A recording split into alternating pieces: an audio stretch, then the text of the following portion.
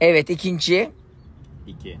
Hayır, bu kadar şaşıracak neyimiz var acaba? En etkili olan şey olabilir. Mesela kuru fasulyeyle cips yiyebiliyorsunuz.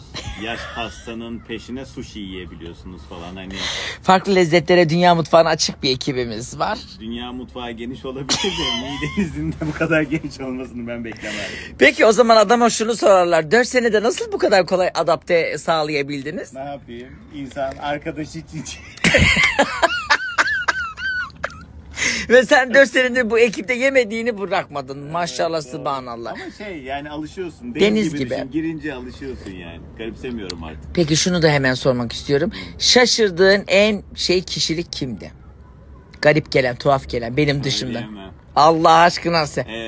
Lokal ekibinden değil. Oo. Akrabalarından diyeyim, hadi spoiler. Dur kapatın, şimdi ben öğreneceğim. Bu arada biz geçen gün biliyorsunuz annem Doğan'ın annesi bir yere oturmaya gitmiştik ya. Yoldayız. Doğan böyle gayet güzel bir şeyler anlatıyor. O arada da benim telefonumun elimdeki telefonda ne işte kamera açık kalmış. Allah Allah. Allah ne şey. Allah, el alışkanlığı. Dokunmatik ya. Doğan o arada birilerine sallıyor. Ay, kime ne demiştim ya? Hatırlamadın mı? İpucu ver. Gelin Ya da ama. verme. Ne? Gelin ama.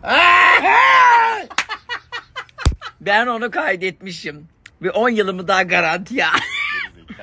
İster misin onu projeksiyonla duvara ya? Bence bir de ne video var biliyor musun? Gizem sana gömlek almış da beğenmemiştin ya. Gizem'in yüzüne söylememiştin de arabada bana itiraf etmiş, ses kaydını Bendeki alacağım. videoyu ben söylemeyeyim istersen şimdi. Ne? Ha? Bohça götürdüğümüz gün olan biteni ha?